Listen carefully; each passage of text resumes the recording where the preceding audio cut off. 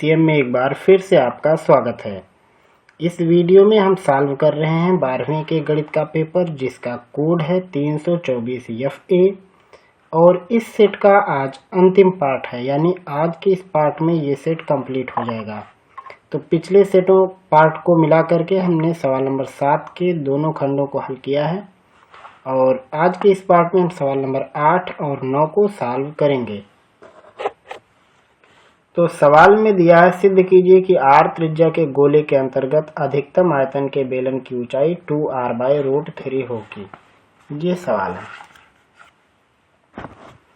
तो इसको लगाने के लिए सबसे पहले हम एक गोला बना लेते हैं और इस गोले में हम एक सिलेंडर बना लेते हैं। ये सिलेंडर की ऊंचाई इसको रख देते हैं और ये गोले का व्यास है।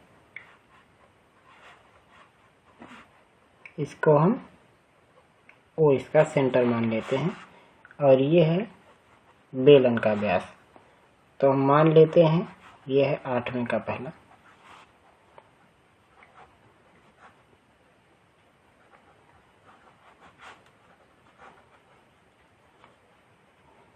गोले की त्रिज्या AC नहीं है, AO है,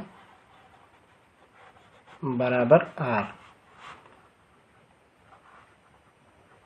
और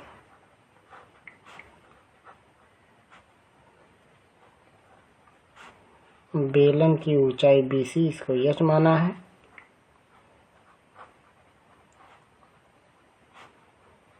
तो बेलन का जो व्यास होगा वो है AB।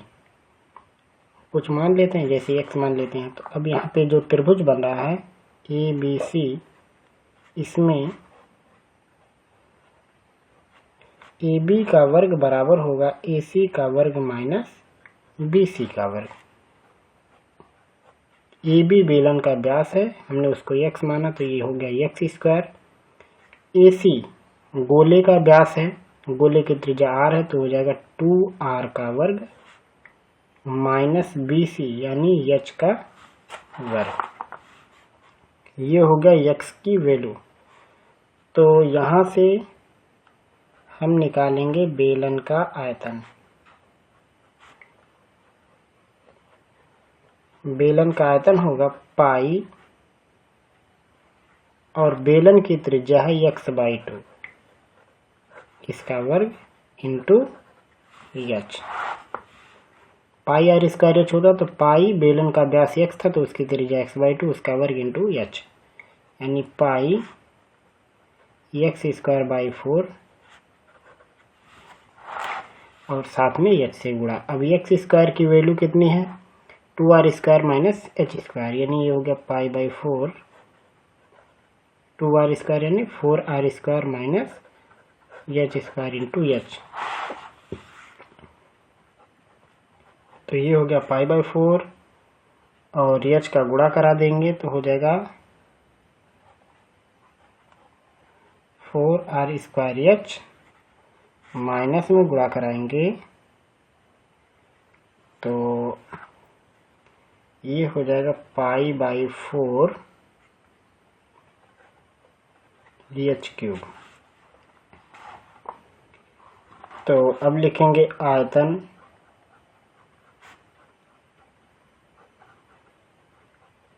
अधिकतम या न्यूनतम होने के लिए। आयतन का मैक्सिमम और मिनिमम तब होगा जब उसके अवकलन की, अब क्योंकि यहाँ ये h परिवर्तनशील है तो h के रिस्पेक्ट में जो अवकलन आएगा उसका मान 0 होगा। तो यहाँ पे 4 पाई/4 इंटू 4 और r² ये सभी कांस्टेंट है तो ये हो जाएगा 4 पाई r²/4 माइनस में इसका अवकलन होगा 3 पाई/4 h², इसका मान होना चाहिए 0। दोनों पक्षों में पाई और 4 से डिवाइड कर देंगे तो ये बचेगा 3h² बराबर 4 पाई r²। 4 पाई तो खत्म हो ही गया, 4r² केवल, ये 4 रह जाएगा, नीचे का 4 हट जाएगा तो h की वैल्यू बनेगी 4, इसका स्क्वायर रूट 2 होगा, r स्क्वायर का r होगा और 3 का रूट 3, यानी ये हो जाएगा 2r/√3। तो आयतन इस h पर या तो मैक्सिमम होगा या तो मिनिमम होगा। अब ये चेक करना कि ये मैक्सिमम है या मिनिमम है, तो उसके लिए हमें निकालना होगा d²v/dh², इसकी वैल्यू निकालनी पड़ेगी। तो उसकी वैल्यू निकालने के लिए जो आया दोबारा इसका अवकलन करना पड़ेगा। तो ये पूरा पार्ट कांस्टेंट है, 0 हो जाएगा और यहाँ पे आएगा -2/3 πh/4, और इसी में जब h की ये वैल्यू रखेंगे तो नेगेटिव आएगा। तो अब लिखेंगे चूंकि d²v/dh² का मान ऋणात्मक है, इसलिए h बराबर 2r/3 पर आयतन महत्तम है, और यही काम करना था। अगर वैल्यू पॉजिटिव आती तो ये न्यूनतम वैल्यू शो करता।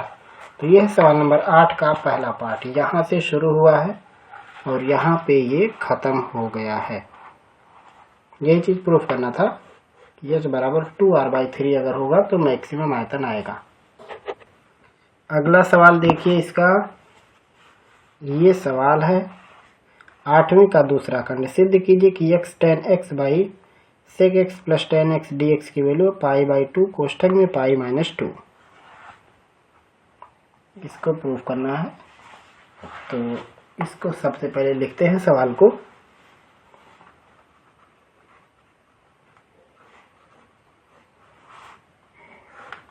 सवाल है 0 to π x tan x/sec x + tan x dx। Proof करना है π/2 कोष्ठक में π-2। इस चीज को प्रूफ करना है। तो इसे प्रूफ करने के लिए हमें यहाँ पे समाकलन के कुछ सिद्धांत लगाने होंगे। जैसे हम इस पूरे को i मान लेते हैं, तो यहाँ पे हम इसे ही पहला समीकरण मानेंगे, और हम अगर इसको i मान लेते हैं, ABCD कुछ भी आप मान सकते हो, तो x की जगह पे लिखेंगे π-6। ये कैसे लिखेंगे, ये दोनों जोड़ के उसमें से x घटाना है। तो जहाँ जहाँ x है वहाँ यही काम करेंगे।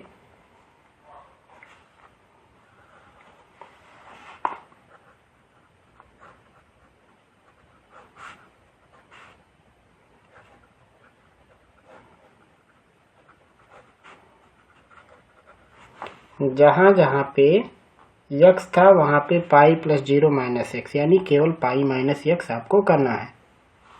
तो ये वैल्यू बनेगी लिमिट 0 to π-x, और tan 180 - x और sec 180 - x, ये सभी नेगेटिव होते, तो ये हो जाएगा नेगेटिव में tan x, नीचे आएगा नेगेटिव में sec x और नेगेटिव में tan x। तो ये नेगेटिव नेगेटिव वाली चीज खत्म हो जाएगी। तो ये हो जाएगा लिमिट में 0 to π-x tan x बटे में sec x plus tan x dx। इसको हम समीकरण नंबर 2 कहेंगे, और पहला समीकरण हमारा यही है। तो इन दोनों को जब हम ऐड करेंगे, इसको भी हम i नाम देते हैं, दोनों को ऐड करेंगे तो ये हो जाएगा 2i लिमिट 0 to π। अब देखो इसका भी हर वही है जो हर इसका है, तो जुटेगा कौन, x tan x plus pi का गुणा होगा पाई tan x minus x tan x, और बटे में एक साथ sec x plus tan x dx, या 2i का मान होगा limit 0 to pi, x tan x खत्म हो जाएगा, बचेगा यहाँ पे पाई tan x बटे में sec x plus tan x dx।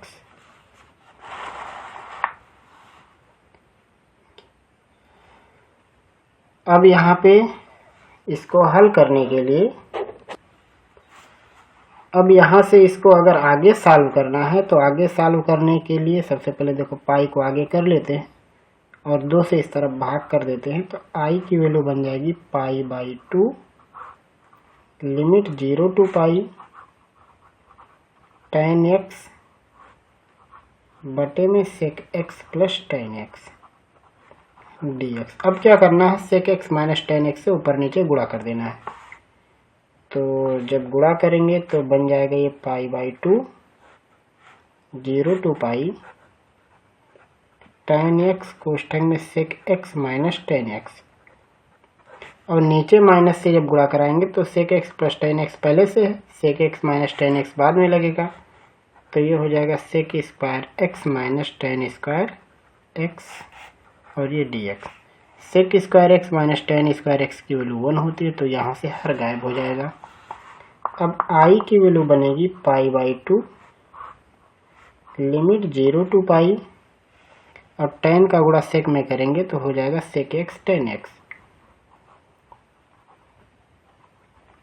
अब tan का गुणा tan में करेंगे हो जाएगा sec स्क्वायर, ये सॉरी tan स्क्वायर, और tan स्क्वायर को लिखेंगे sec स्क्वायर x माइनस 1, यानी आगे माइनस लगा तो ये प्लस हो जाएगा, यानी ये वैल्यू बनेगी।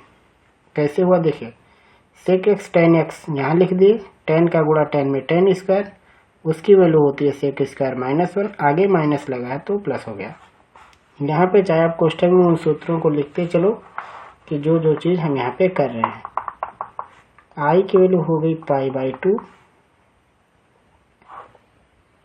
अब यहाँ पे आप देखिए sec x tan x इसके बारे में भी जानकारी है, sec स्क्वायर x के बारे में भी जानकारी है और 1 dx के बारे में भी जानकारी है। चाहे तो हम सबका समाकलन यहाँ पे लिख सकते हैं। sec का अवकलन होता है sec x tan x, तो sec x tan x का समाकलन होगा sec x, और tan का अवकलन sec स्क्वायर होता है तो sec स्क्वायर का समाकलन tan होगा, और 1 dx का केवल x लिमिट 0 टू पाई बराबर हो जाएगा पाई बाई 2, और एक बार x की जगह पे पाई, एक बार x की जगह पे 0, तो हो जाएगा sec पाई माइनस tan पाई और प्लस पाई। अब एक बार 0 तो हो जाएगा sec 0 प्लस tan 0 प्लस 0 बराबर पाई बाई 2। sec पाई की वैल्यू माइनस 1 और tan पाई की वैल्यू होगी 0 प्लस पाई, और sec 0 की वैल्यू होगी 1, और यहाँ माइनस लगा तो ये हो गया माइनस 1। tan 0 की वैल्यू 0 और ये 0, यानी ये हो गया पाई बाई 2 और कोष्ठक में पाई माइनस 2। ये हो गई आई की वैल्यू, और यही चीज़ प्रूफ करनी थी कि आई की वैल्यू होगी पाई बाई 2 कोष्ठक में पाई माइनस 2। कभी कभी यही सवाल थोड़ा और संशोधित करके दिया जाता है, जब इसमें से 2 कॉमन ले लेंगे तो ये बचेगा बाहर पाई और अंदर रहेगा पाई बाई 2 माइनस 1, यानी दोनों हो सकता है, ये भी चीज़ हो सकता है और ये भी चीज़ हो सकता है। तो यही सवाल नंबर 8 के दूसरे खंड का जवाब। यहाँ शुरू से हम आपको सवाल दिखाते हैं और ये है इसका पूरा समाधान। अगला सवाल देखते हैं, सवाल नंबर 9 है, निम्न में से किसी एक खंड को हल कीजिए। पहला सवाल दिया है sec स्क्वायर 2x बाई काट x माइनस tan x का होल स्क्वायर dx, इसका समाकलन करना है। तो यह है सवाल नंबर 9 का पहला खंड। समाकलन करना है sec स्क्वायर 2x बटे में काट x माइनस tan x इस पूरे का वर्ग और dx। तो इसको सॉल्व करने के लिए लिखेंगे sec स्क्वायर 2x, काट को लिख देंगे 1 बाई tan x और tan को ऐसे ही रहने देते हैं, ये हो गया dx बराबर sec square 2x by 1 minus tan square x बटे में टेन x इस पूरे का वर्ग dx। अब हमें मालूम है कि 2 tan x, यहाँ पे देखो 2 tan x बटे में 1 माइनस टेन स्क्वायर x, ये होता है tan 2x का सूत्र। तो इसका उल्टा जो होगा 1 माइनस टेन स्क्वायर x बटे 2 tan x, ये हो जाएगा 1 बटे tan 2x का सूत्र। लेकिन नीचे 2 इसमें नहीं है, तो हम 2 से गुणा 2 से भाग करेंगे पहले। तो जब हम इसमें 2 से गुणा 2 से भाग करेंगे तो ये हो जाएगा 1/2 बाहर, सेक स्क्वायर 2x, और ये हो जाएगा 1 माइनस टेन स्क्वायर x बटे में 2 tan x और इस पूरे का वर्ग dx। तो जब यहाँ 2 से गुणा 2 से भाग करेंगे तो ये 2 बाहर होके 4 हो जाएगा, क्योंकि 2 का वर्ग होगा वो बाहर होके 4 बन जाएगा, बराबर 1/4। अब ये हो गया 1 tan 2x, यानी सेक स्क्वायर 2x बटे में 1 tan 2x और इस पूरे का वर्ग dx। इसको नीचे से ऊपर उठा के लिख देंगे तो ये हो जाएगा 1/4 सेक स्क्वायर 2x और tan 2x का स्क्वायर dx। अब हम मान लेते हैं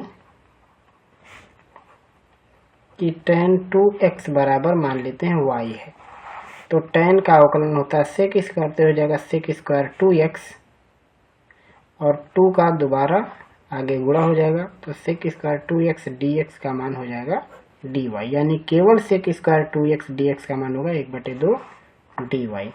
तो अब ये सवाल हो जाएगा 1/4 सेक स्क्वायर 2x dx, उसका मान हो गया 1/2 dy और tan 2x का मान है y, तो ये हो गया y स्क्वायर। ये 2 इसके साथ आगे आ जाएगा तो हो जाएगा 1/8 y square dy। y square dy का मान होगा, समाकलन करेंगे तब आएगा y³ बटे में 3 और प्लस में कांस्टेंट c, यानी ये हो जाएगा 1/24 y³ प्लस c। अब y क्या था, y है tan 2x, तो ये हो जाएगा 1/24 tan 2x का होल क्यूब प्लस c। ये हो जाएगा इस सवाल का जवाब। एक बार हम आपको पूरा सवाल शुरू से दिखाते हैं, आप देख लीजिए। यह सवाल नंबर 9 का पहला खंड और किस तरीके से लगाया गया है, ये इसका पूरा प्रोसेस है। इसको अलग अलग तरीके से भी आप लगा सकते हो, अलग अलग जवाब आएंगे, लेकिन यहाँ पे जो फर्क होगा, ये जो अनिश्चित समाकलन के लिए जो यहाँ पे स्थिरांक है, वही स्थिरांक यहाँ पे डिफर हो जाता है, क्योंकि उसकी वैल्यू फिक्स नहीं है कि क्या आएगी, इसलिए आगे का वैल्यू चेंज हो सकता है अलग अलग तरीके से लगाने पर। उसके बाद अगला सवाल देखते हैं। ये है 9वें का दूसरा खंड और इसमें 2 सवाल हैं। पहला, दीर्घवृत्त x² प्लस y² इक्वल 1 से घिरे क्षेत्र का क्षेत्रफल बताओ। तो ऐसे सवाल हमने पीछे के कई सेटों में लगाए हैं। वहाँ पे a और b की जगह पर कोई नंबर था, जैसे 25 और 9, 16 और 9, तो इस तरह से वहाँ पे नंबर था। आपको उन्हीं सवालों में इन नंबरों की जगह पर ये अक्षरों को इस्तेमाल करके सवाल लगा लेना है। तो ये लगभग कई सेटों में हमने इस तरीके से सवाल लगाए हैं, वहाँ से आप इसको लगाएंगे, इसका जवाब पाई AB आएगा। अगला सवाल है इसका दूसरा खंड। y का मान दिया है 500 e के ऊपर पावर 7x प्लस 600 e के ऊपर पावर 7x। तो दिखाओ कि d²y/dx² का मान है 49y।